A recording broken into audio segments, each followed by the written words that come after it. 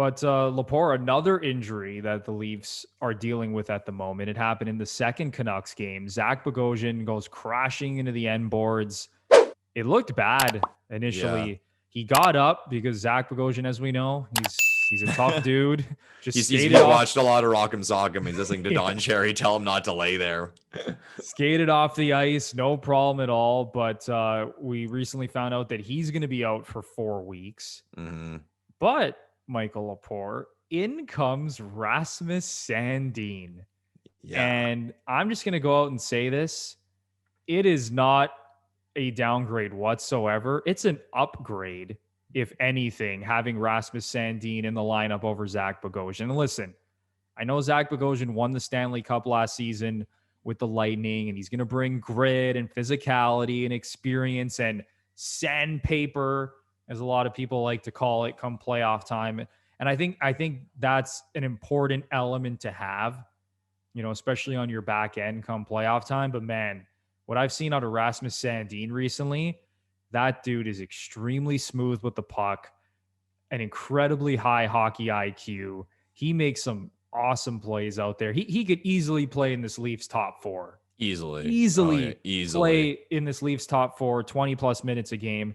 I know he just came back from his fractured foot and they're still trying to build him up, but you even hear Sheldon Keefe talk about him. He's like, we're prioritizing Rasmus Sandin. Like, we want him to play. Like, this is a first round pick from a few seasons ago. Yep. He was the defenseman of the tournament at the World Juniors. Like, he's a really good player. I'm not saying that he's like Victor Hedman and he's going to go out and win Norris trophies, but this is the Leafs, essentially the Leafs top prospect. Yeah. Right. So what's your take, Lepore, on this whole situation with Bogosian? Again, kind of going back to the Hyman convo, like, are you worried about this with the Leafs D-core moving forward and into the playoffs? And then also, what are your thoughts on the play of Sandin? Yeah, I want Bogosian in the lineup because I think he's been great. Like, that may be, I mean, you'd have to ask the geeks, but for $1 million, that may be one of the best signings of the year, like in terms of great contract value. Oh, incredible value. And again, like the personality thing. So I want him for the playoffs. But that being said, and this sounds kind of gross, but it's not too often a player gets injured and your team gets better because of like what Sandin has showed us in these games. He's mature is what it is. Like, you see these kids come in. I remember, like, and to show I'm not biased, I'll circle Liljegren. I was at a game in Montreal. It was last year, and Liljegren was called up. I forget who got hurt or whatever, but Liljegren was in the lineup. And you could tell he was overwhelmed. Like, every time he got that puck, it was like, you could tell he was thinking, how quickly can I get rid of this puck? He was panicking with the puck. That's the word. He was panicking. He was getting hit, losing it. Montreal was dialing in on him. And you could tell he wasn't ready. With Rasmus Sandin, you can tell right away, like, just by his head up, movement, calmness, he's ready. He's ready. And I remember seeing it, I think it was an interview, or maybe I read something that came from Kenny Holland, because everyone was always talking about the Red Wings and how they would call up guys and like, oh, so-and-so's good and an NHL player, and this guy just gets called up and they don't even take a step back. And the word Kenny Holland used was overly ripe. He would say, we only want to bring in our AHL guys when they're overly ripe. So when they come to the NHL, they're fine. Like, there's no panic. Like I said, with Lily, like Sandini comes in and he's fully prepared to play at that level. Now that's loaded because you can say, well, to get overly ripe in the AHL, you have to have a good team in the NHL. So those guys don't make the team. I think it was actually Lamoriello said that year where they tanked for Matthews, he said they picked up a lot of UFAs, like 1-year UFA guys. And he said, some of these guys are decent players, NHL players. And he said, we have to make our team hard to make for these kids. We don't want these kids essentially just making the team because we suck. And then they're in the NHL and overwhelmed. So you can see that's the case with Sandin. And again, like, I would always catch clips people would post about like his highlights with the Marlies. Oh, like, watch him work the power play, watch him work the blue line, check out how he stole the puck in the defensive end. And yeah, always great to see.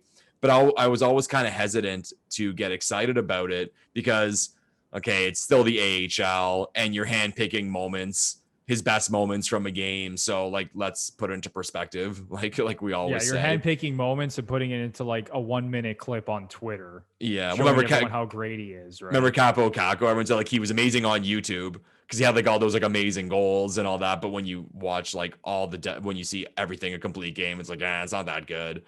But no, the kid's good. The kid's good and he's ready. And I think Dermott is just watching his spot with the Toronto Maple Leafs fade away slowly. So this kid's in the lineup. Like, as far as I'm concerned now, Rasmus Sandin is a Toronto Maple Leaf. The only negative thing I will say, and even to like, again, perspective, he's 21. His physicality lacks a little bit. And I'll step back a second. So I noticed in that first game, he was kind of getting pushed around. Like when he went body to body with someone, he would like always end up on the worst side of it.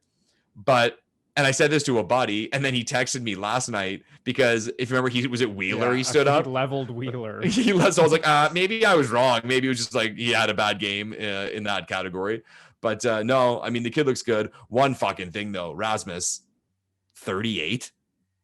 Yeah, that's a bizarre number. That's a weird I know number. You're the jersey and number snob, Lepore, and you must be rattled. That's one of the worst numbers, and that's got to be one of the worst numbers in the league. And I thought I saw in an interview he said, and maybe if he made the team, he was going to change his number. And but 38 Rasmus. Like, let's figure this bizarre. Out. Yeah, but no, I think the big question, like you mentioned there, Lepore, is what's going to happen now with this third pairing with Dermott and Bogosian, and obviously Sandin in the mix. Because as far as I'm concerned, come playoff time, I want Sandin in the lineup. Awesome. And I know that, the Leafs top four is set in stone. And listen, Justin Hall has taken a little bit of a step back recently. And, people have been talking about this on Twitter, and there's articles out there talking about, the declining play of Justin Hall over the last couple of months. But I would be stunned if Keith moves away from that come playoff time. Like, I think the Riley, Brody, Muzzin, Hall top four is set in stone. So now when Bogosian comes back, because listen, like I said, this is a dude that just won the Stanley Cup last season with the Tampa Bay Lightning. Okay. When he comes back, he's going to be in this lineup. So it's really going to come down to who's playing between Dermott and Sandin.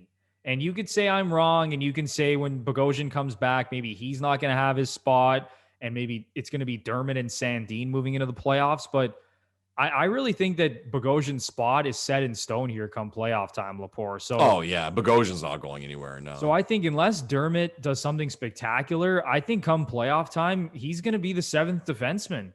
Yeah. So I think that's sort of the big storyline to look out for here as we move, into the playoffs, is what's going to happen now with these three guys to take up the last two spots on this bottom pair. But in the grand scheme of things, like, how vital is it?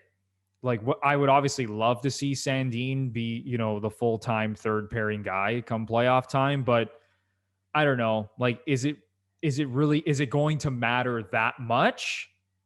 I mean, that sort of remains to be seen, because I still think Travis Dermott is a good player. Like, I think he's been totally fine this year. I just think Sandin brings more in terms of upside, especially offensive upside, his ability to run the power play, something that Dermott doesn't do at all. And it shows you how much confidence Sheldon Keefe has in him, because Sandin, he's only played 3 games this season and he's already running the second power play unit.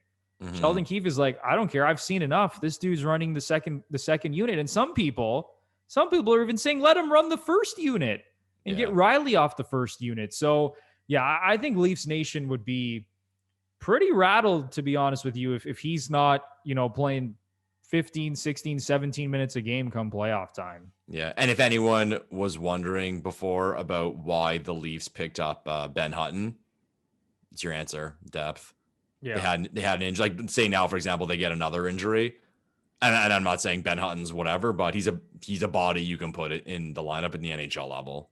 So yeah, and that's all that was, right? And I know some people were getting a little excited, like, oh, the Leafs got another, solid defenseman. Like, he's not going to play unless there's another injury. But like you said, if there is an injury, now the Leafs have that comfort level that, okay, we can just insert Ben Hutton and he's like a quality third pairing defenseman and we're going to be okay. You got me thinking though, man. You got my wheels turning. Like, Because obviously, like, I don't think Hall's going anywhere, but man, like Muzzin, Sandin, that's nice. That's really nice. That's nice. Like, I don't like, I mean, you got the big burly Canadian and like the silky smooth Swede. I'm okay with it. Was it the pick? I think it was the Sandin pick. I'm almost sure it was, where the camera went to Dubas right before the pick and he winked. And he winked and right. Yeah, and then he played with him in the Sioux. He played for him in the exactly, Sioux. So, exactly. Yeah. He was a greyhound. But yeah. No, so he went by the old thing of like invest in what you know, and he invested in what he knew. He saw the kid playing in the Sioux, so yeah, and it's like you said, Lepore, like you can just tell like he's ready to play in the NHL. Like he has stepped in and immediately he just fits in. Yeah. And he looks like he's a really good defenseman. And listen, I don't want to get ahead of ourselves here. And like I said, I don't want to say he's going to go out there and be Cale Makar and compete for Norris's and things like that. But it's nice to see that a top prospect in the organization looks this good and looks like he's going to be a really good defenseman for a long time. Yeah. And I think that's something to be really excited about. Well said.